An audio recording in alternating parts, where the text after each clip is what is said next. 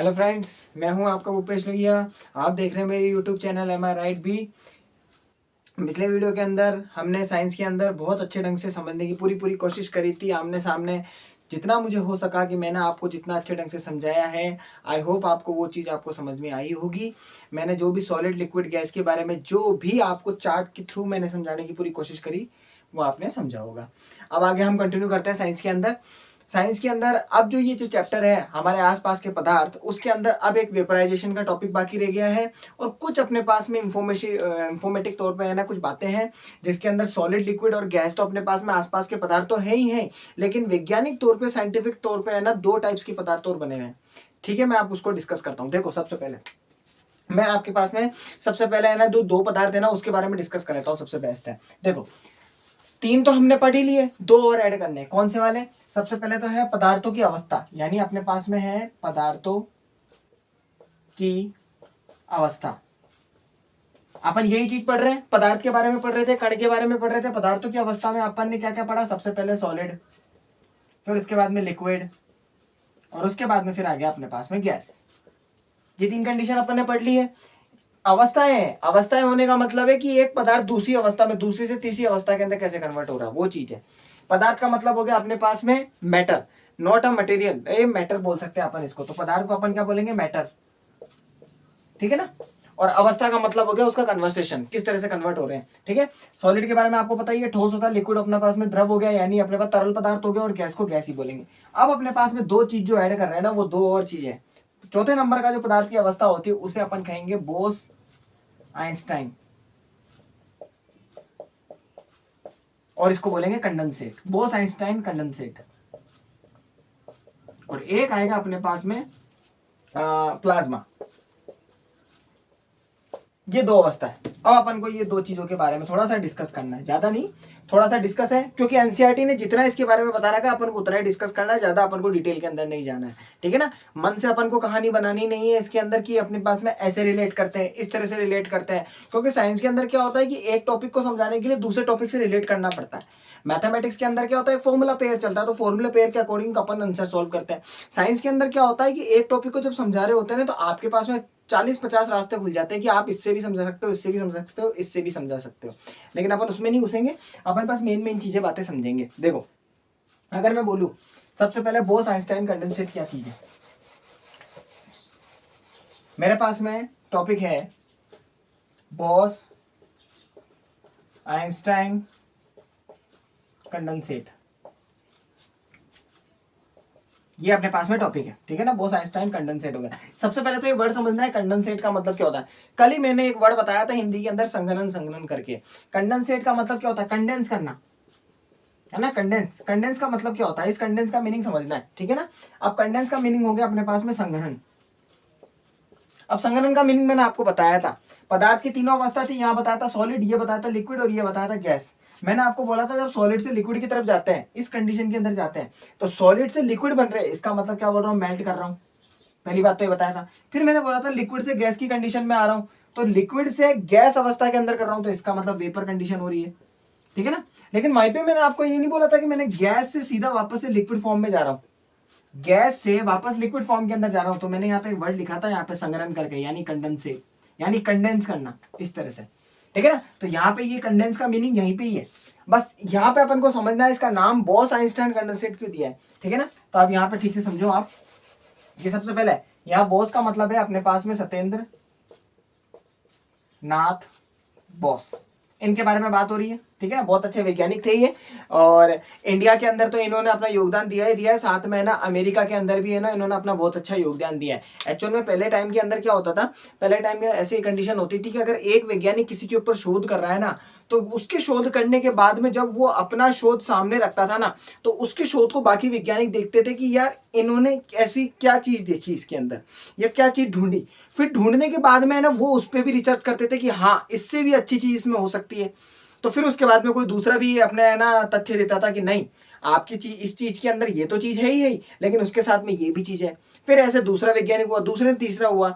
अब अगर मैं एग्जांपल ही दूं आपको, कि जैसे फॉर एग्जांपल आपका न्यूटन का है, न्यूटन के एग्जांपल के अंदर क्या हुआ, ग्रेविटी का नियम दिया। अब ग्रेविटी के जब नियम बने ना, तो ग्रेविटी के नियम बनने के बाद में फिर धीरे धीरे क्या हुआ, गति के नियम आए। गति का एक नियम अलग आया तो गति का एक फॉर्मूला अलग आया। अब गति के नियम की बात करूं और फॉर्मूले की बात करूं, दोनों अपनी अपनी जगह अलग अलग है। नियम दिया था न्यूटन ने और फॉर्मूला दिया है गैलीलियो गैलीली ने, है ना। तो ये सब अपने अपनी जगह पे हैं। तो लेकिन एक चीज तो स्टार्ट पीरियड तो फिर मतलब एक मतलब अपन को एक टॉपिक तो मिल गया, उस टॉपिक के हिसाब से फिर क्या हुआ, धीरे धीरे धीरे धीरे रिसर्च होना शुरू हो गई। वही वहाँ पे यहाँ पे यही भी वही बात है। यहाँ पे क्या हुआ, कंडेंसेट बनाया, तो कंडेंसेट को समझने के लिए उन्होंने क्या करा, तथ्य दिए अपने किस हिसाब से। तो ये दोनों वैज्ञानिक ने अपने अपने तथ्य दिए, उन दोनों का मिक्सअप निकल के फिर 5-6 वैज्ञानिक कुछ थे जिनको नोबेल पीस प्राइज मिला था। इन दोनों को नहीं, आइंस्टाइन और मैं इनकी बात कर रहा हूँ, इस टॉपिक को लेके बात नहीं कर रहा हूँ। बस इन दोनों ने जो चीज बनाई ना, उन दोनों को बना के फिर क्या हुआ आगे, है ना, मतलब है ना 21वीं सदी के अंदर यानी 2002-2003 के समथिंग के अंदर बाकी और वैज्ञानिक आए, उन्होंने क्या करा, इस चीज को समझाया, तो उनको जाके है ना नोबेल पीस प्राइज मिला। ये चीज है। अब वो बातों की बातें, पहले इनको समझते हैं। सत्येंद्र नाथ बोस हो गया, और आप तो जानते ही हैं आइंस्टाइन के बारे में, तो आप पूरी दुनिया जानती है। पूरी दुनिया क्या मतलब, जब साइंस पढ़ाते हैं ना, तो साइंस के अंदर है ना, अपने इंडिया के अंदर अगर बात करूं तो सर सीवी रमन, ठीक है ना, अपने पास में सत्येंद्र नाथ बोस जी हो गए, ठीक है। ये 3-4 वैज्ञानिकों के नाम तो आते ही आते हैं। ऐसे अपने पास में अमेरिका के अंदर भी 5-6 वैज्ञानिकों के नाम चलते रहते हैं। न्यूटन हो गया, एल्बर्ट आइंस्टाइन हो गया, और उसके बाद में थॉमस अल्वा एडिसन हो गया, इनके सबके नाम चलते ही रहते हैं। तो अब यहाँ पे आइंस्टाइन है। आइंस्टाइन के बारे में अगर किसी को कुछ पता ना हो तो मैं आपको बता देता हूँ। आइंस्टाइन ने फोटोन की खोज की थी। किसकी, फोटोन, मैं एक वर्ड बोल रहा हूँ, PHOTON, फोटोन की खोज की थी। अब ये फोटोन का मतलब क्या है, फोटोन की खोज का मतलब ये हो गया, इन्होंने ऐसे बोला, एक एग्जांपल से देके समझाता हूं मैं आपको।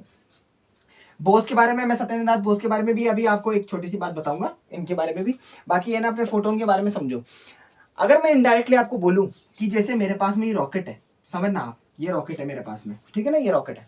इस रॉकेट को क्या करना है, मेरे को शूट करना है। शूट करने का मतलब ये धरती पे है, इसको मुझे क्या करना है, आसमान में भेजना है, यानी इनडायरेक्टली स्पेस में भेजना है, अंतरिक्ष में भेजना है। तो इसको है ना धरती से उठाना पड़ेगा। अब धरती से उठाने का नियम क्या बोलता है कि आपको गुरुत्वाकर्षण के प्रति दूसरा बल लगाना पड़ेगा। जितना गुरुत्वाकर्षण का आपका बल लग रहा है ना, जैसे मैं इस चीज को नीचे पटकूं, तो पटकने से जितनी स्पीड से ये नीचे जाएगा ना, उतनी स्पीड के मतलब मुकाबले थोड़ा सा एक्स्ट्रा बल और लेना पड़ेगा आपको ऊपर उठाने के लिए, तभी तो ये चीज वस्तु हवा में उठेगी।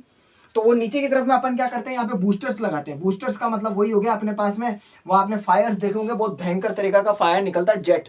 वो नीचे नीचे की तरफ प्रेशर लगाता है, जैसे ही नीचे की तरफ प्रेशर लगाएगा तो आपकी वस्तु को ऊपर की तरफ उठाती है।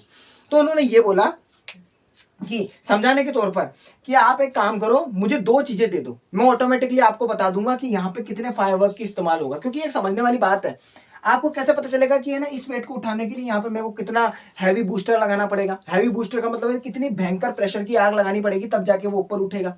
आपको पता कैसे चलेगा, कैलकुलेशन कैसे करोगे आप। आपको मैं एक बात और बता दूं, इसी की बेसिस पे बता दूं।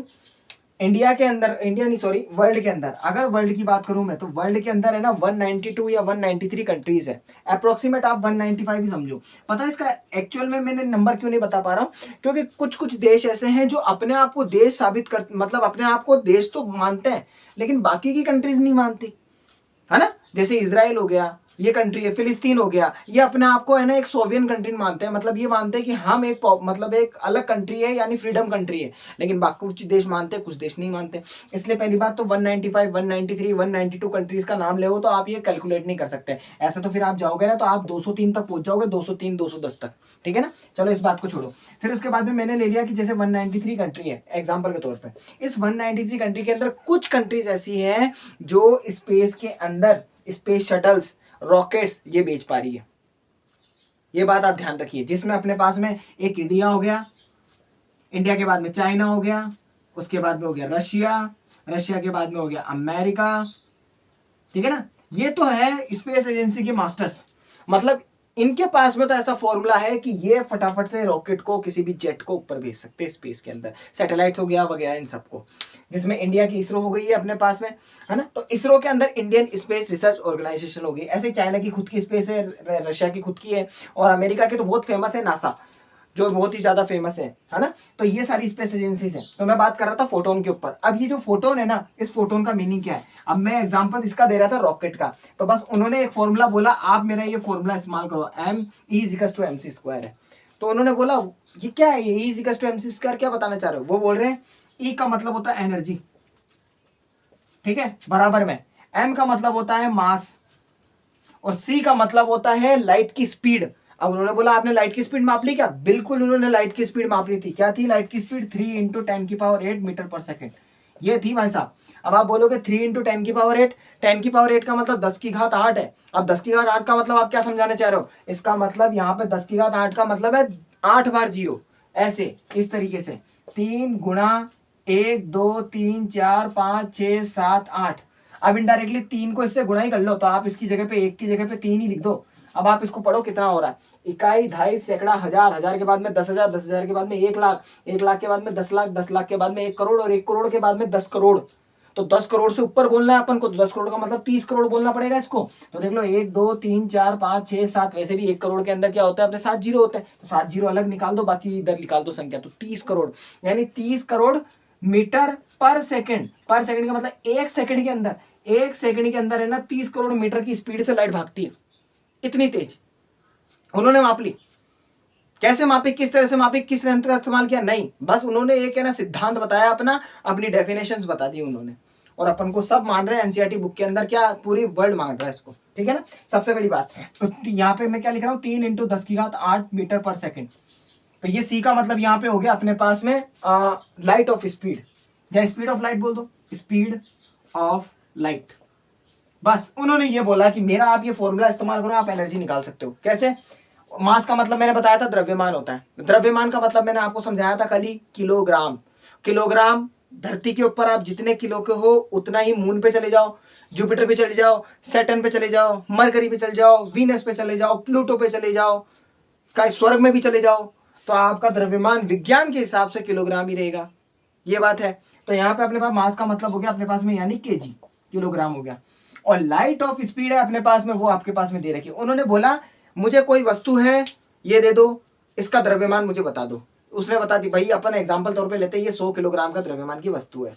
उन्होंने बोला मैं बस इसको कुछ भी नहीं करूंगा, इसको स्पीड ऑफ लाइट से गुणा करूंगा, लेकिन गुणा के अंदर भी स्क्वायर के अंदर, ये देखो आपने E = mc² है। इसका मतलब यहाँ पे जो फॉर्मूला बन रहा है ना वो डबल है, ऐसे E बराबर m×c का स्क्वायर, यानी E मतलब एनर्जी निकालनी है, तो मेरा द्रव्यमान 100 किलोग्राम का है, गुणा 10⁻³ × 10⁸ गुणा 3 × 10⁸, ये डबल बार। इसको जब आप गुणा करोगे ना तो कैलकुलेट करने के बाद में जो आपके पास में एनर्जी आएगी वो जूल में आएगी, जूल में, जूल के अंदर। और वो एनर्जी आपको शो कर देगी कि भैया इतनी एनर्जी की आवश्यकता है मेरे को किसी भी चीज को उठाने के लिए। उठाने के लिए मतलब गुरुत्वाकर्षण के रेस्पेक्ट में उल्टी डायरेक्शन के अंदर भागने के लिए, इतनी एनर्जी से अगर मैं कोई काम करूंगा ना तो मैं उसको है ना मतलब रिप्रेजेंट कर सकता हूँ, मतलब उसको है ना नेग्लेक्ट कर सकता हूँ दूसरी चीज को। अगर मैं चल रहा हूँ यूं, तो यानी मेरे आसपास में हवा है, मैं हवा को काटता हुआ चल रहा हूँ, तो इसका मतलब मेरी एनर्जी हवा के एनर्जी से है ना थोड़ी ज्यादा है, इसलिए मैं हवा को आसानी से काट पा रहा हूँ। लेकिन वहीं पे मैं बोलूँ तूफान आ रहा है, तूफान के अंदर प्रेशर कितना तेज होता है हवा का, और मैं उसके अगेंस्ट भागने की कोशिश करूंगा तो हवा का प्रेशर इतना तेज होगा कि वो मुझे आगे बढ़ने ही नहीं देगी। प्रेशर के ऊपर डिपेंड करता है कि उसका प्रेशर ज्यादा है या मेरा प्रेशर ज्यादा है। वही चीज को रिलेट करके यहाँ बताया कि किसकी एनर्जी ज्यादा है, ठीक है ना। तो आइंस्टाइन ने जो चीज बताई थी ना, मैंने उसके बारे में आपको थोड़ी सी बेसिक नॉलेज की जानकारी दे दी है, क्योंकि आइंस्टाइन वर्ड पढ़ रहे हैं तो अपन को पता तो होना चाहिए कि आइंस्टाइन आइंस्टाइन आइंस्टाइन तो पढ़ते रहते हैं, लेकिन बनाया क्या है, तो ये चीज अपन को समझनी है। यहाँ जो फोटोन वर्ड लिख रहा हूँ ना, इस फोटोन वर्ड का मतलब हो गया लाइट ऑफ स्पीड। स्पीड के अंदर लाइट जो होती है ना, लाइट के अंदर जो कण होते हैं ना, उनकी स्पीड को टॉलरेट किया जाता है किसी है ना वस्तु के साथ में, उन दोनों को मल्टीप्लीकेशन में लाके फिर एनर्जी कन्वर्ट की जाती है। और इसी फॉर्मूले का इस्तेमाल करके सब रॉकेट, जेट इंजन सब है ना हवा में उड़ रहे हैं, यही चीज का इस्तेमाल करके, ठीक है ना। चलो अब है सत्येंद्र नाथ बोस के बारे में बात करते हैं। सत्येंद्र नाथ बोस जी जो थे ना, उन्होंने भी क्या हुआ, बहुत अच्छी अच्छी डेवलपमेंट करी है इन्होंने। सबसे अच्छी चीज बात ये, इन्होंने भी सेम आइंस्टाइन जैसे ही फोटॉन्स के ऊपर ही खोज की है, लेकिन फर्क इतना सा है कि इन्होंने जो खोज की है ना, उन्होंने जैसे परमाणु हो गया, अणु हो गया, इंग्लिश में बोलते हैं एटम्स, मॉलिक्यूल्स हो गया, उनके कणों के अंदर खोज करने की कोशिश करिए। कि जैसे देखो मैं एक एग्जांपल बताऊं, एक होता है अणु, फिर एक से होता है अणु से होता है अंदर परमाणु, ये अंदर है, अणु के अंदर होता है परमाणु, परमाणु के अंदर होता है नाभिक, नाभिक के अंदर होता है अपने पास में न्यूट्रॉन प्रोटॉन, न्यूट्रॉन वह प्रोटॉन होता है। और ऐसे ही मैं अगर न्यूट्रॉन प्रोटॉन के अंदर भी बात करूं तो उसके अंदर भी पॉजिट्रॉन होता है, एक पॉजिट्रॉन होता है, और न्यूट्रॉन होता है, न्यूट्रॉन, ऐसे करके 3 4 और होते हैं, है ना। तो आप एक देखो, एक छोटा सा कण है इतना सा, इस कण को तोड़ा, तोड़ने के बाद में मुझे इसके अंदर एक और परमाणु मिला छोटा सा, फिर परमाणु के अंदर मेरे को एक और छोटा सा नाभिक मिला, नाभिक के अंदर भी न्यूट्रॉन और प्रोटॉन दो पदार्थ मिले, फिर उसके अंदर भी तोड़ने के बाद में ये मिले। तो ये जो तोड़ने की जो कंडीशन है ना, इसमें कई सारे वैज्ञानिकों का हाथ है, उसी वैज्ञानिक में से एक सत्येंद्र नाथ बोस भी थे। ठीक है ना। एक चीज बात मैं आपको बता दूं, अगर कोई एक ही पर्टिकुलर चीज के ऊपर है ना कोई बंदा काम कर रहा होता है तो वो अपनी पर्टिकुलर चीज के हिसाब से अपने आप में फेमस हो जाता है। लेकिन अगर एक ही चीज के ऊपर कई सारे वैज्ञानिक काम किया जाता है ना, तो पर्टिकुलर के हिसाब से उनका नाम याद रखा ही नहीं जा सकता। मतलब रखने का मतलब ये नहीं बोलना सर आप याद नहीं कर सकते, रखने का मतलब ये होगा कि वो इतना हाईलाइट नहीं होते हैं, इतने है ना मतलब पॉपुलर नहीं होते हैं। क्यों? क्योंकि एक ही चीज के ऊपर कई जनों ने काम किया है, और वहीं पे एक ही बंदे ने है ना पूरे एक ही प्रोजेक्ट के ऊपर काम किया और उसको साबित किया कि हाँ ये ऐसे होता है। जैसे न्यूटन अपने आप के अंदर ही फेमस है, क्यों है? क्योंकि उन्होंने ही ग्रेविटी के पूरे नियम को समझाया, कोई उनके साथ देने वाला नहीं था। साथ देने का मतलब हो गया उन्होंने किसी को साथ में नहीं लिया। ऐसे अपने पास में आइंस्टाइन हो गया, उन्होंने फोटोन की खोज करी इस तरह से, तो यहाँ पे फोटोन की खोज करने का मतलब एनर्जी की खोज कर ली, एनर्जी को समझाया उन्होंने कि एनर्जी को आप किस तरह से कन्वर्ट कर सकते हो, तो वो अपने आप में फेमस हो गए, है ना। तो अलग अलग चीजों के हिसाब से अलग अलग वैज्ञानिक जब चलते हैं ना एक ही चीज को समझाने के लिए, तो उस टाइम पे क्या होता है कि उनकी पॉपुलैरिटी थोड़ी सी डाउन हो जाती है। तो इसलिए यहाँ पे सत्येंद्र नाथ बोस जी का है ना सिर्फ नाम है ना अपन नॉर्मली है ना साइंटिस्ट के तौर पर सुनते हैं, ज्यादा इनकी पॉपुलैरिटी नहीं सुन पाते। ठीक है ना। क्योंकि अब यहाँ आइंस्टाइन के साथ में जुड़े हुए हैं, कोई चीज की खोज की है कंडेंसेट नाम की चीज की, तो वो क्या चीज है, तो सीधी सी बात है दोनों का नाम तो आना ही था। ठीक है। अब देखो होता क्या है, ये बोलना चाह रहे हैं हम, अब आते हैं अपने मेन टॉपिक के ऊपर। आई होप मैंने आइंस्टाइन के बारे में और सत्येंद्र नाथ बोस जी के बारे में थोड़ा सा समझाने की कोशिश करी है और आप समझ गए होंगे। आइंस्टाइन के बारे में बहुत ये है ना जो पॉपुलर वैज्ञानिक है ना, इनके बारे में तो ना जानना मोस्ट इंपॉर्टेंट है। क्योंकि क्या है कि ये विज्ञान की मेन कड़ियाँ हैं। अगर आपने इनके बारे में नहीं पढ़ा ना तो आपने विज्ञान ही नहीं पढ़ा। न्यूटन, थॉमस अल्वा एडिसन, उसके बाद में अपने पास में ये आइंस्टाइन हो गए, एल्बर्ट आइंस्टाइन हो गए, और बाकी और एक दो चार जैसे नील बोर हो गया, और उसके बाद में रदरफोर्ड्स हो गए, और फिजिक्स के अंदर जाओगे तो जिनोवा ग्रामे हो गए। बहुत सारे वैज्ञानिक हैं, ज्यादा कुछ नहीं है। इनको अगर है ना आप टॉपिक वाइज पढ़ोगे ना तो इनकी फील्ड पढ़ लो, ऑटोमेटिकली आपके माइंड में छप जाएंगे कि कौन से वैज्ञानिक ने क्या किया था। ठीक है। चलो अब आगे बढ़ते हैं। अब देखो इन्होंने क्या बोला, इन दोनों ने ना मिलके है ना एक तथ्य समझाया। तथ्य क्या समझाया है कि एक पदार्थ है, ये कोई भी एक पदार्थ है, यानी ये पदार्थ है ना, ये पदार्थ की अवस्था परिवर्तित हो रही है, ये बात तो कंफर्म है। सॉलिड लिक्विड गैस कंडीशन तो होती है, लेकिन ये इकलौता एक पदार्थ की एक और स्थिति बन सकती है। उन्होंने बोला कि आप इसको एक और कंडीशन में कन्वर्ट कर सकते हो। उन्होंने बोला क्या, उन्होंने ऐसे बोला कि आप है ना पदार्थ की अवस्था को है ना कंडेंसेट कर सकते हो। कैसे कंडेंसेट कर सकते हो? मैंने अभी बोला गैस की अवस्था को परिवर्तित कर दो, किसके अंदर? लिक्विड की अवस्था में। तो इसको क्या बोलते हैं? कंडेंसेट करना।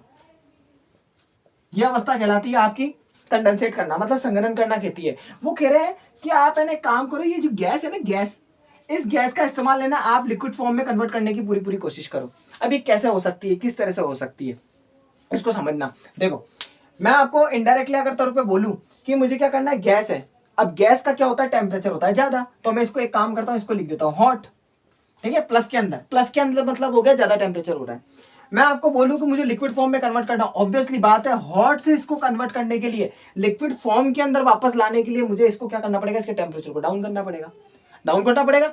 लेकिन मैं वही बोलूं, ये हॉट वर्ड को हटाऊं और मैं आपको बोलूं कि लिक्विड की फॉर्म है, तो लिक्विड की फॉर्म दोनों कंडीशन को शो करती है। किस को? हॉट को भी, कोल्ड को भी। आपने देखा होगा कि लिक्विड जो होता है ना वो दोनों कंडीशन को शो करता है। कैसे? हॉट और कोल्ड, ये दोनों कंडीशन को कैसे करता है देखना आप। हॉट की कंडीशन बोलूं तो पानी 100 डिग्री सेल्सियस पे है ना गर्म हो रहा है तो पानी की कंडीशन में ही, भले भाप बन रही है उसके ऊपर से, लेकिन वो भाप जिससे बन रही है वो तो लिक्विड फॉर्म में है। कोल्ड की कंडीशन की बात करूं तो अपने पास में पानी है, पानी को अपन ने क्या करा, फ्रीज के अंदर किसी में रख दिया। पानी को जमने नहीं देना, जमने से जस्ट पहले की कंडीशन जिसमें पानी भयंकर तरीके से ठंडा हो गया। तो यहाँ पे ठंडे की स्थिति की बात करूं तो ठंडे की स्थिति बात करूं तो 0 डिग्री सेल्सियस पे हो गया, ऐसे समझ लो आप, है ना। तो ये दोनों की कंडीशन को क्या कर रहा है, रिलेट कर रहा है।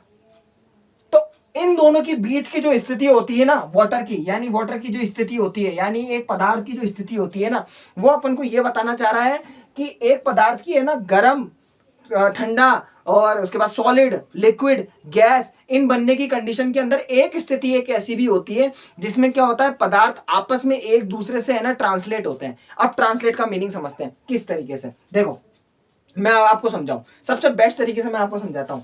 एक एग्जांपल लिया मैंने कि मैंने ये गिलास लिया, ठीक है ना, आप इसको समझने की कोशिश करना। एक मिनट में मार्कर चेंज कर लूँ। हाँ, ये मैंने क्या लिया, एक गिलास लिया, ठीक है ना। इस गिलास के अंदर क्या करा मैंने ना, ठंडा पानी डाला, कोल्ड वाटर डाल दिया मैंने, कोल्ड, और ये वाटर डाल दिया, ठीक है, और मैंने पानी डाल दिया, ये पानी डाल दिया, ठीक है। 1 मिनट 2 मिनट के बाद ठंडा पानी से बाहर की तरफ, इसके गिलास के बाहर की तरफ में क्या होगा, ये बाहर की तरफ में क्या होगा, हल्की हल्की बूंदे बन जाएगी यहाँ पे, ठीक है ना, थोड़ा गीलापन आ जाएगा। तो इससे आपने क्या समझा, पानी तो मैंने गिलास में डाला था, बाहर की तरफ में बूंदे बनना कैसे शुरू हो गई, ये कैसे पॉसिबल है, उसका रीजन ठीक से आप समझना। बाहर का जो वातावरण है ना, ये वाला वातावरण, ये वातावरण क्या कर रहा है, ये वातावरण है ना आपके पानी के, है ना, मतलब इस वातावरण का कहने का मतलब हो गया, इस वातावरण के अंदर जो गैस है ना, वो गैस क्या हो रही है, आपके पानी से टच हो रही है। क्योंकि मैंने बोला था कि पानी के अंदर, ओ सॉरी, इसमें जो भी कप लिया है मैंने, ग्लास लिया, उसके अंदर पानी डाला है। मैंने ये बात नहीं बोली है आपको कि ऊपर की तरफ के अंदर मैंने ढक्कन लगा दिया है, तो ये ओपन ही है, पहली बात तो ये समझना। अब दूसरी बात, पहले अपन आना बिना ढक्कन वाली कंडीशन को समझ रहे हैं। अब क्या होगा, धीरे धीरे क्या होगा, ये है ना, इसके अंदर है ना, मतलब पानी के है ना, आपका ना वातावरण यानी गैस जो होगी ना, वो आपके इस पानी से टच करेगी। ये क्या करता है, कभी भी एक पदार्थ होता है, दूसरा पदार्थ होता है ना, जैसे हवा है ना, और हवा के बाद में पानी, क्या करते हैं, दोनों एक दूसरे की एनर्जी को कन्वर्ट करते हैं। कन्वर्ट कैसे करना, मतलब ये बोलता है भैया मेरा तापमान ये, तेरा तापमान ये, तेरा तापमान मुझे दे दे, मेरा तापमान तू ले ले। या तो अपन दोनों एक दूसरे को ट्रांसलेट कर ले, या फिर है ना दोनों एक दूसरे को लेवल में बना ले। तेरे पास में 10 डिग्री सेल्सियस का तापमान है, मेरे पास 20 डिग्री का सेल्सियस का तापमान है, एक काम करते हैं दोनों मिक्स हो जाते हैं, तो 10 और 20 कितने हो गए, 30, और 30 होने के बाद में एक काम करते हैं दोनों डिवाइड कर लेते हैं, तो 30 का आधा कितना हो गया, 15, तो तू 15 ले ले, तू 15 ले ले। वही कंडीशन यहाँ आ जाती है। तो बाहर का एटमॉस्फेयर बोलता है कि नहीं भैया मेरा तापमान की मात्रा ज्यादा है, तेरे को मेरे साथ में मिक्स होना पड़ेगा। तो इस कंडीशन में क्या होता है, यहाँ पे जो ठंडा पानी होता है ना, बाहर का तापमान हो रखा है भैया 45 डिग्री सेल्सियस, और तुमने ठंडा पानी डाला, वो डाला तुमने 10 डिग्री सेल्सियस का, तो 10 डिग्री सेल्सियस तो छोटा हो गया ना इससे, तो 45 और 10 दोनों इंक्लूड हो जाएंगे। इंक्लूड होने के बाद में दोनों एक दूसरे को है ना क्या कर लेंगे, बिल्कुल इक्वल बना लेंगे। कैसे, वही एवरेज निकालना, तो 45 प्लस 10 डिग्री बटावे के अंदर अपने पास में हो गया 55, 55 के अंदर अपन 2 का डिवाइड देंगे तो वही 55 हो गया, 55 का आधा कर लोगे, कुछ भी होगा, जैसे 27 समथिंग कुछ करके आंसर आएगा, 27.5 आएगा, है ना। तो ये दोनों का टेम्परेचर यानी बाहर का टेम्परेचर और अंदर का टेम्परेचर का एवरेज वैल्यू निकल जाएगी। ये एक समझाने के तौर पर है, ठीक है ना। तो इस तरीके से कंडीशन को, यानी इस टाइप की कंडीशन को जो एक एटमॉस्फेयर से दूसरे एटमॉस्फेयर से दूसरे एटमॉस्फेयर तीसरे एटमॉस्फेयर को एक दूसरे को ट्रांसलेट करता है, उसी को है ना बोस आइंस्टाइन कंस्ट्रेंट का एक पदार्थ की अवस्था बताई गई है। और ये अवस्था हर पदार्थ के साथ में आती है, वाटर के साथ में ही नहीं आती, सबके साथ में आती है। एक लोहा पदार्थ होता है, तो लोहा जो लोहा होता है वो गर्म होता है, गर्म होने के बाद में धीरे धीरे ठंडा होना शुरू होता है, ठंडा होने के बाद में सॉलिड यानी एक कठोर अवस्था में बनना शुरू होता है। तो उसके बीच में भी ये वाली कंडीशन उसके साथ में आती है कि बाहर का तापमान डिपेंड करता है कि भाई साहब उसको कितनी जल्दी ठंडा कर रहा है या कितनी जल्दी गर्म कर रहा है, वही वाली बात है, ठीक है ना। भट्टी के अंदर लोहे को डालते हैं, एक वो गर्म करना, और एक होता है कि बाहर की अवस्था में नॉर्मली तौर पे गैस उसके माफ करना, वो जो फंडेंस होती है ना भट्टी, नॉर्मली बाहर की तरफ में निकाल के एक लोहे को जलाना। दोनों कंडीशन के अंदर क्या होगा, बहुत तेजी से भट्टी के अंदर वो बहुत तेजी से गर्म होगा, क्योंकि सीधी सी बात है चारों तरफ वातावरण गर्म है ना, वही चीज है कोई। ये चीज मेरे को आपको इसके अंदर समझानी थी। तो बोस आइंस्टाइन कंडेंसेट का मतलब यही होता है, पदार्थ की अवस्था किस तरह से परिवर्तित हो रही है और कौन सी चीज किसको ट्रांसलेट कर रही है। अब इसके बहुत सारे एग्जांपल है। एक ये आपके कोल्ड वाटर का एग्जांपल हो गया, बाहर की तरफ में क्या होता है कि बूंदे बनने लग जाती है, और बूंद बनने का मतलब हो गया कि वापस से जो ठंडी चीज है ना वो वापस से आपके गर्म अवस्था के अंदर ट्रांसफर हो रही है। और भी बहुत सारे एग्जाम्पल है, जैसे फॉर एग्जाम्पल मैं आपको बोलूं कि एक तो ये एग्जाम्पल हो गया आपके पास में कोल्ड वाटर का जिसके अंदर बूंदे वगैरह बन जाती है। ऐसे ही एग्जाम्पल ले लूं मैं आपको हाथ का, ये हथेली है मेरी, इस हथेली के ऊपर आप देखो अभी कोई भी पानी वगैरह कुछ भी नहीं है। मैं इस हथेली को कर लूँ बंद, जैसे मैंने बंद कर लिया और मैं इसको ज़्यादा देर मुश्किल से 5 से 10 मिनट तक इसको यूं ही बंद करके रखूँ, खोलूँ ही नहीं मैं इसको, लेकिन जैसे मैं जब मैं खोलूंगा ना तो मेरे हथेली के अंदर क्या होगा, धीरे धीरे थोड़ी सी चिकनाहट सी हो जाएगी, यानी मेरे हथेली के अंदर नमी आ जाएगी। नमी आने का मतलब क्या हुआ, मेरे पास में जो मेरे हथेली का है ना, जो ऊपर की सतह के ऊपर जो मेरा तापमान था ना, वो तापमान मैंने क्या कर दिया, एकदम से क्लोज कर दिया। क्यों? क्योंकि बाहर के तापमान को मैं घुसने ही नहीं दे रहा हूं अंदर। अब मैं घुसने नहीं दे रहा हूं तो इसका अंदर का जो तापमान की अवस्था है ना, उसमें पानी उसको सर्कुलेट करेगा, मतलब वो पानी बोलेगा मुझे आपकी जो भी हथेली के ऊपर जो भी नमी चिपकी हुई है ना, वो है ना नमी क्या होगा कि वो धीरे धीरे पानी की अवस्था में कन्वर्ट हो जाएगी, और पानी में होने के बाद में फिर क्या होगा, अपना चिकना चिकना सा हाथ हो जाएगा। ये चीज मेरे को आपको समझानी थी बोस आइंस्टाइन कंडेंसेट के अंदर, ठीक है ना। बस ये चीज। नेक्स्ट है अपने पास में अगला पदार्थ है प्लाज्मा, ठीक है। प्लाज्मा को समझिए, प्लाज्मा क्या होता है। मैंने आपको इसलिए कहा था कि जो साइंस है ना, साइंस टॉपिक भला छोटा सा होता है लेकिन उसको समझाना बड़े में पड़ता है, क्योंकि इसके बहुत दुनिया भर के एग्जाम्पल होते हैं, ठीक है ना। फिर भी लेकिन अपन धीरे धीरे पूरी तरह से समझने की कोशिश करेंगे। अगला है प्लाज्मा। देखो प्लाज्मा को तो मैं डायरेक्ट सा वर्ड से समझाता हूँ। जैसे अपने पास में है ट्यूबलाइट, ये ट्यूबलाइट है मेरे पास में। ट्यूबलाइट के अंदर क्या होता है, ये फिलामेंट्स होते हैं। फिलामेंट्स का मतलब होता है अंदर की तरफ में है ना, एक है ना फिलामेंट ऐसा मटेरियल होता है जिसमें इलेक्ट्रिसिटी फ्लो होती है ना। इलेक्ट्रिसिटी फ्लो होते क्या होता है, ये थोड़ा हीटअप हो जाता है। हीट होने के बाद में क्या होता है, इसमें से इलेक्ट्रॉन्स बाहर निकलते हैं। ये इलेक्ट्रॉन्स होते हैं, ये इलेक्ट्रॉन्स क्या होता है, बाहर निकलते हैं। E minus E minus E minus लिख रहा हूँ, याद रखना इलेक्ट्रॉन्स को ई माइनस से शो करते हैं। इलेक्ट्रॉन वर्ड बोलते हैं ना उसको, ई माइनस से है ना अपन डिनोट करते हैं। तो ये इलेक्ट्रॉन्स होते हैं, ये ऐसे निकलते हैं। अब ये इलेक्ट्रॉन्स इधर भाग रहे हैं, इसका मतलब क्या हुआ, ये नेगेटिव है, तो नेगेटिव इधर होगा तो इधर वाला हिस्सा पॉजिटिव होगा, क्योंकि हमेशा है ना एक है ना अपोजिट चीज ही अपोजिट चीज की तरफ भागती है। मतलब नेगेटिव चीज पॉजिटिव की तरफ भागेगी, पॉजिटिव चीज नेगेटिव की तरफ भागेगी। तो यहाँ पे इलेक्ट्रॉन्स यहाँ से निकल रहा है तो वो इधर तरफ भागती है। अभी भाग तो लेते हैं, तो इनके भागने से कोई काम नहीं हो रहा है। इसके अंदर क्या होता है, इस ट्यूब के अंदर है ना एक गैस भरी हुई होती है, गैस भरी जाती है। अब वो गैस कौन सी होती है आप याद कर लें, एक होती है हीलियम, एक होती है नियॉन, एक होती है ऑर्गन। ये सारी की सारी कौन सी गैसेस हैं, ये है अपने पास में पीरियोडिक टेबल के अंदर एक्टिव गैसेस। एक्टिव गैसेस बोलते हैं इनको। ये गैसेस का काम क्या होता है, देखो ये है ना आयोनाइज्ड गैस है, आयोनाइज्ड, आयोनाइज्ड गैस। आयोनाइज्ड का मतलब क्या हुआ, आयोनाइज्ड का मतलब ये हो गया कि अगर मैं आपको बोलूं ये मेरे हवा है, इस हवा के अंदर मैं क्या कर रहा हूँ, नॉर्मली तौर पे है ना हवा के अंदर हाथ घुमा रहा हूँ, हाथ चला रहा हूँ, कोई फर्क ही नहीं पड़ रहा है। लेकिन अगर मैं वही बोलूँ ना आपको, एक है ना हाईवे के ऊपर से है ना तार जा रहा है आपका 33 केवी का, 66 केवी का, मतलब 33,000 वोल्ट, बहुत लंबे चौड़ी, मतलब भयंकर हाई वोल्टेज का है ना वायर जा रहा है। मैं आपको बोलूँ वो वायर यूँ जा रहा है, जा रहा है, और मैं आपको कहूँ कि आप उसके पास में हाथ ले जाओ, आप नोटिस करोगे कि आपका जो हाथ होगा ना, वो हाथ है ना जैसे इसके कांटेक्ट में आएगा भी नहीं ना, लेकिन हवा के अंदर दोनों के बीच में क्या होगा, एक है ना एक चिंगारी सी बनेगी यूं ऐसे। वो चिंगारी कैसे बन पा रही है, आपने तो हाथ टच किया ही नहीं है, आप तो बीच में दोनों के बीच में गैप है ना, तो वो चिंगारी बन कैसे गई।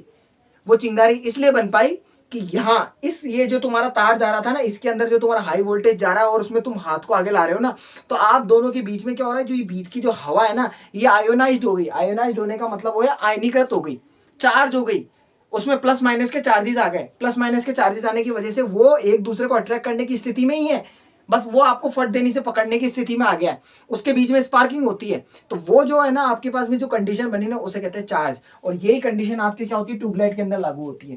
ट्यूबलाइट के अंदर क्या होता है, ये गैसेस होती है, नियॉन और ऑर्गन। अपने तो एटमॉस्फेयर के अंदर नाइट्रोजन गैस, ऑक्सीजन गैस वगैरह होती है, लेकिन ये वाली गैस ऑलरेडी चार्ज होती है। ऑलरेडी चार्ज का मतलब ये एक्टिव ही रहती है, ये तैयार रहती है कि कब हमारे पास में इलेक्ट्रिसिटी आए और हम हमारा काम करना शुरू कर दें। क्योंकि क्या होता है, जैसे इसको इलेक्ट्रिसिटी देते हैं ना, ऐसे ही ये इलेक्ट्रिसिटी मैंने दी, ये इलेक्ट्रिसिटी मैंने ऐसे देता हूँ, जैसे इलेक्ट्रिसिटी इसको मिलती है ना, मिलते क्या होता है कि ये रंग छोड़ना शुरू करते हैं। रंग का मतलब होता है कलर्स। अब इसके अंदर क्या आएगा, वेव वेव वेव सी बनते हुए देखोगे आप, कभी लो वोल्टेज पे कभी कम वोल्टेज पे ट्यूबलाइट को चलते हुए देखना आप, अंदर की तरफ में ऐसे वाइब्रेशन होती है ऐसे, और एक बहुत ही है ना मतलब हमिंग सा साउंड आता है ऐसे करता हुआ।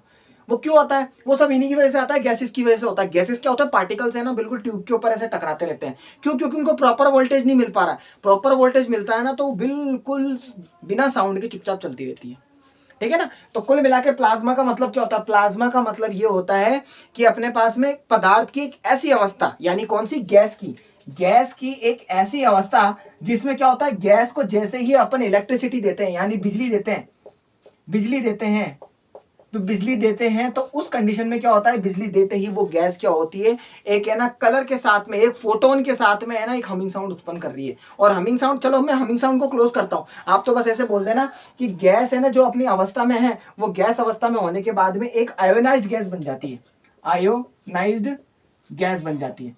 तो यानी इसका मतलब एक साधारण गैस थी, वो एक है ना आयोनाइज्ड गैस बन गई। आयोनाइज्ड का मतलब इसमें प्लस माइनस का चार्ज आ गया। प्लस माइनस का चार्ज होने का मतलब है अब उस गैस को आप हाथ नहीं लगा सकते, हाथ लगाओ तो करंट आ जाएगा आपको, वाली कंडीशन हो गई आपके पास में। तो ये है अपने पास में पदार्थ की पांचवी अवस्था जो है, अपन उसको कहते हैं प्लाज्मा। ये दो चीज को बढ़िया ढंग से समझना था, क्योंकि इसको रिलेट करके सब में बता रखा है, इसलिए इसको बहुत सारे एग्जाम्पल से समझाना पड़ा मुझे, ठीक है ना। अभी अपन ने सॉलिड लिक्विड, गैस, ये तीन अवस्था पढ़ी। फिर उसके बाद में चौथी अपन ने बोस आइंस्टाइन कंडेंसेट पढ़ा। फिर उसके बाद में अपन ने प्लाज्मा पढ़ लिया। प्लाज्मा का एग्जांपल मैंने ट्यूबलाइट का सबसे बेस्ट एग्जांपल लगाया और इसी एग्जांपल के हिसाब से आपके क्या है ना बहुत सारे बल्ब्स वगैरह बने। लेकिन आजकल क्या है कि इलेक्ट्रिसिटी के अंदर है ना क्या हो रहा है कि डेवलपमेंट ज्यादा हो रहा है और उसी का एग्जाम्पल है ना अब आ गई एलईडी। अब एलईडी लाइट के अंदर ऐसा कुछ भी नहीं होता है। एलईडी लाइट के अंदर कोई गैसेस वैसेस का कोई रोल नहीं होता है। उसके अंदर एक एलईडी बल्ब होता है, बिल्कुल एक छोटा सा थिन, जो एक सेमीकंडक्टर मटेरियल से बनता है। उसको जो हल्की सी इलेक्ट्रिसिटी देते हैं जो कि डीसी देते हैं और वो फटाफट से अपने पास में फोटोन यानी उसके अंदर से रोशनी निकलना शुरू हो जाती है। वो अब एक अलग ही चैप्टर हो गया, वो अलग ही टॉपिक हो गया। मैं इसको ज्यादा इसके अंदर आगे नहीं बढ़ूंगा, ये बहुत लंबी कहानी है इसकी तो एलईडी के ऊपर। हाँ बस इतना बता देता हूँ, एलईडी के अंदर आप है ना बस ये गैसेस वगैरह का रोल नहीं देखोगे, ये जरूर है। हाँ एक और एग्जांपल दे देता हूँ। एक टेस्टर देखा होगा आपने, जो आप क्या करते हो फेज वायर चेक करने के लिए इस्तेमाल करते हो। कहते हैं ना इलेक्ट्रिसिटी के अंदर अरे यार टेस्टर लाओ टेस्टर लाओ। टेस्टर को आप है ना फेज वायर के ऊपर लगाते हो। जैसे ही लगाते हो तो आप देखते हो कि फेज वायर के ऊपर के पॉइंट को टिप करते हो ना तो अपने बीच के अंदर एक बल्ब होता है छोटा सा, वो बल्ब ग्लो करने लग जाता है और आपको शो हो जाता है कि अरे यार इसमें फेज आ रहा है इस वायर के अंदर। तो इससे क्या पता चला, वो जो बल्ब था ना अंदर, वो बल्ब भी एक क्या कहलाता है, नियॉन बल्ब। ये वाला ये नियॉन बल्ब होता है वो। अब नियॉन बल्ब बोला इसका मतलब उसके अंदर जो गैस भरी गई है वो नियॉन गैस भरी गई है। नियॉन गैस भी क्या बोलती है, वही है इलेक्ट्रिसिटी आओ मुझे है ना प्लस माइनस चार्ज कर दो, मुझे आयोनाइज्ड कर दो, कहने का मतलब है मैं अपना काम करना शुरू कर दूंगी। फिर वो उनके बीच में स्पार्किंग होना शुरू हो जाती है और हल्का हल्का उसका ग्लोनेस आता है और उस ग्लोनेस को अपन क्या समझते हैं, स्पार्क क्या समझते हैं, चमक। और चमक को अपन समझते हैं कि अरे देखो बीच में बल्ब जल रहा है, उस कंडीशन को। ठीक है ना, तो ये चीज मेरे को आपको समझानी थी, ये चीज मैंने आपको बढ़िया ढंग से समझाई। अब इसके अंदर एक लास्ट टॉपिक आता है वेपराइजेशन। वेपराइजेशन को आप किस तरह से समझ सकते हो, किस तरह से समझा सकते हो, वेपर का मीनिंग क्या होता है, वो चीज है। देखो वेपर का मीनिंग है ना ज्यादा कुछ नहीं, मैं आपको एक छोटी लाइन के अंदर समझाता हूं, देखो समझना। एक मिनट देखो, वेपराइजेशन को समझना है, यानी इसका मतलब वाष्पीकरण। वाष्पीकरण, ठीक है ना, इसको समझना है मुझे। देखो वेपराइजेशन का मतलब क्या है, नॉर्मली तौर पे मैं आपको बोलूंगा कि अपने पास में वही है, समुद्र का पानी है ये, ठीक है ना, ये समुद्र का पानी है, ये मेरे पास में सन है, ठीक है ना, यहां से अपने पास में रोशनी आ रही है सन की, ये रोशनी पड़ रही है, ठीक है, समुद्र की सतह पे पड़ रही है।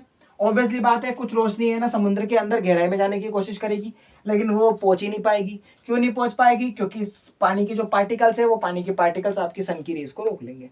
तो चलो अपन इमेजिन करते हैं कि ये सरफेस है ना, जो इसकी सतह है ना, इस सतह पर आपका पानी, ये जो है ना गर्मी है ना, मतलब गर्मी क्या मतलब आपकी जो रेज आ रही है, इसको रेज बोल सकते हो आप, रेज, ठीक है ना। अब देखो रेस के बारे में बात कर रहा हूं ना, तो रेस के अंदर भी आप ये तीन नाम याद कर लेना, इंफ्रासोनिक, ऑडियोबल्स और उसके बाद में अल्ट्रासोनिक। ये बात आप ध्यान रखना। चलो ऑडियोबल को अभी 2 मिनट के लिए हटाओ, एक इंफ्रासोनिक होती है और एक होती है अल्ट्रासोनिक।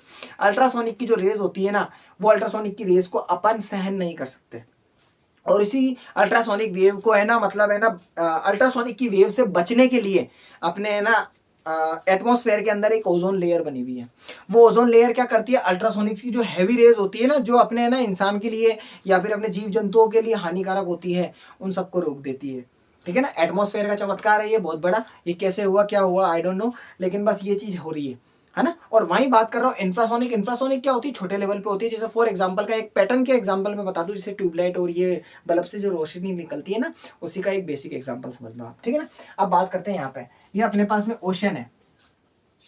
ओशन का मतलब अपने पास में कोई समुद्र हो गया, सी हो गया, ठीक है ना। ओशन के अंदर क्या होता है, जैसे ही अपने पास में क्या होता है कि जैसे ही आपकी सन होती है ना, उस सन से क्या होती है, रेज निकलती है, तो वो गर्म होती है, यानी हॉट रेज होती है। हॉट रेज जैसे ही समुद्र के पानी की यानी सरफेस के ऊपर पड़ती है ना, इस सरफेस पर पड़ते क्या होगा, सरफेस का पानी होता है गर्म।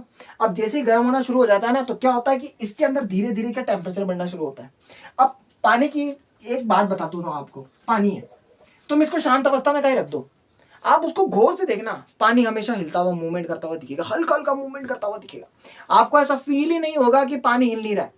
आपको दूर से देखने पे ऐसा लगेगा पानी बिल्कुल ही नहीं हिल रहा है। बिल्कुल आप उसको क्लोजली देखना, अंदर की तरफ में ना पार्टिकल्स है ना, यू मूव करते रहते हैं, ऐसे चलते रहते हैं।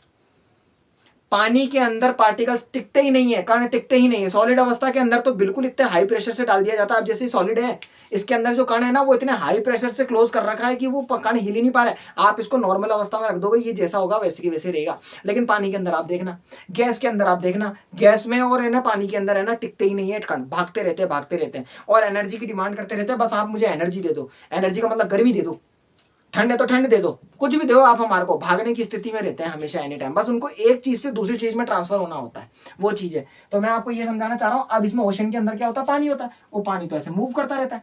पानी मूव और भी किस कंडीशन की वजह से कर रहा है, हवाओं के चलने से मूवमेंट हो रही है, वो अलग तो हो रही है। पानी अपने खुद को ही अपना क्लोज कर रहा है, वो बात एक अलग है। तो उस कंडीशन में क्या होता है, एक ऐसी स्थिति तो आती है जहां पे टेम्परेचर बहुत ज्यादा हाई हो जाता है। तो टेम्परेचर जब ज्यादा हाई होता है ना, तो उस कंडीशन के अंदर क्या होता है कि धीरे धीरे अब है ना भाप निकलना शुरू होती है, ऐसे ऐसे भाप बनती है। और आपको इसको देखना हो तो सबसे बेस्ट तरीका है, समुद्र के किनारे पे खड़े हो जाओ। किनारे पे खड़े होने के बाद में है ना क्या हो गया, एक किनारा पकड़ लिया, एक किनारा पकड़ने के बाद में समुद्र के पूरे बाहर के हिस्से को देखो, मतलब पूरे लंबे चौड़े हिस्से को देखो। आप देखोगे ना, जैसे आपकी जहां तक नजर जाएगी ना, नजर जाने के बाद में है ना आपको है ना हवा के अंदर है ना आपको है ना थोड़ी सी ऐसी धुंधला धुंधलापन दिखना शुरू हो जाएगा। वो धुंधलापन क्या है, आपकी ये भाप ही तो है, वो भाप ऊपर हवा में जा रही है इस तरीके से, ठीक है ना। तो वेपराइजेशन का मीनिंग समझाने का मतलब बस यही था। वेपराइजेशन का मतलब क्या होता है, वेपराइजेशन का मतलब यही होता है कि कोई एक अवस्था है, उस अवस्था को अपन जितना ज्यादा टेम्परेचर देते हैं, मतलब जितना ज्यादा तापमान देते हैं, तो तापमान देने के बाद में वो वेपर की कंडीशन में यानी भाप की स्थिति में आ जाता है। और भाप की स्थिति में आने के बाद में क्या होता है, वो हल्की गैसों के साथ में ऊपर मूवमेंट कर लेता है, ठीक है ना। ये चीज एक बेसिक तौर पे समझाने की थी। अब इसके बहुत दुनिया भर के एग्जांपल है। वाटर साइकिल आपने पढ़ा होगा 6-7 क्लास के अंदर, ठीक है ना। जल का चक्रण, जल चक्रण कुछ करके ऐसा वर्ड था, है ना। उसमें क्या बताया था, पानी को अपन है ना समुद्र के अंदर रेस गिरती है, गिरने के बाद में फिर वो पानी भाप बन जाता है, भाप बनने के बाद में बादल, बादल से फिर बारिश होती है, फिर बारिश वापस से समुद्र में गिर जाती है, और ये साइकिल चलता रहता है। उसी का एग्जाम्पल ही है। तो वेपराइजेशन के अंदर ज्यादा कुछ समझाने की कोई बात थी नहीं, बस एक ये छोटी सी बात थी वेपराइजेशन के, बस एग्जाम्पल को पता लगाना है। अब एग्जाम्पल का एक तो मैंने बता दिया आपको, एक बेसिक, एक तो हो गया वाटर साइकिल, ठीक है ना।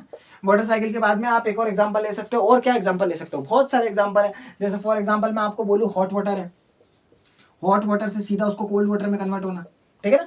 और जैसे अपने पास में नॉर्मली तौर पे बात करूं, और क्या एग्जांपल ले सकते हैं अपने पास में, कोई भी एक एग्जांपल बना लो। जैसे फॉर एग्जांपल मैं अपने पास में नॉर्मल तौर पे एक बात करूं, जैसे कोई भी अपन ने क्या बनाई, सब्जी बनाई, ठीक है ना। कोई सब्जी बनाई या फिर कोई भी खाने चीज की चीज बताई, खाने पीने की चीज के अंदर आप क्या करते हो, नीचे से है ना उसको फटाफट से फायर करते रहते हो। फायर करते जाते हो ना, तो फायर करते जाते हो तो क्या ऊपर की तरफ में जो पानी होता है ना, आप पानी देखना कि भाप की कंडीशन में ऊपर उठता जाता है, तो पानी नीचे नीचे नीचे नीचे धीरे धीरे डाउन होता जाता है। तो डाउन हो रहा है, तो इसका मतलब आप जवाब बता सकते हो, क्या बता सकते हो, भाप ऊपर जा रही है। खाने को जल्दी पकाने के लिए आप क्या करते हो, ऊपर की तरफ में रख देते हो ढक्कन, भाप को आप उड़ नहीं मत दो, भाप को उसके अंदर ही रहने दो। वो भाप जितनी अंदर रहती है ना, तो और देखो नीचे से तो टेम्परेचर मिल ही रहा है उस खाने को, ऊपर से भी टेम्परेचर मिलना शुरू हो जाता है। क्यों, क्योंकि आपकी भाप टकरा के वापस नीचे, भाप टकरा के वापस से नीचे, तो उस कंडीशन में खाना जल्दी पकता है, ठीक है ना। बहुत सारे एग्जाम्पल है इनको समझने के लिए। तो यहाँ पे अब अपने पास में ये टॉपिक खत्म करने के बाद में अब ये चैप्टर कंप्लीट हो चुका है। इसके अंदर एक बेसिक जानकारी है, ये एनसीईआरटी की किताब के अंदर बहुत अच्छी बातें हैं कि जब भी किसी टॉपिक को खत्म कर दिया जाता है तो लास्ट में जाके है ना इसके बारे में क्या होता है कि हमने पाठ में क्या क्या पढ़ा, उसको एक एक लाइन के अंदर समझाने की पूरी कोशिश करते हैं। उसको अपन रीड आउट करेंगे, ठीक है ना। अगले वीडियो के अंदर अपन इसको पूरी तरीके से समझने की कोशिश करेंगे। और जो मैंने आपको टेम्परेचर के फॉर्मूले से मैंने आपको बताया था, सेल्सियस निकालना, केल्विन निकालना, फ़ारेनहाइट निकालना, इस चीज़ को आप बढ़िया ढंग से पढ़ लीजिएगा। और सबसे मेन बात है उस फॉर्मूले को जो मैंने आपको ट्रिक सिखाई थी, फिक्र, FCKR, उसको बढ़िया ढंग से पढ़ लेना। कहाँ पे 9 लगाना, कहाँ पे 5 लगाना, कहाँ 32 लगाना, कहाँ 273 लगाना, ये बात अपन को ध्यान रखनी है। कुछ ज्यादा कुछ नहीं करना है, सीधा दिमाग के अंदर एक चीज ठूस लेनी है। क्या ठूसनी है, FCK और R।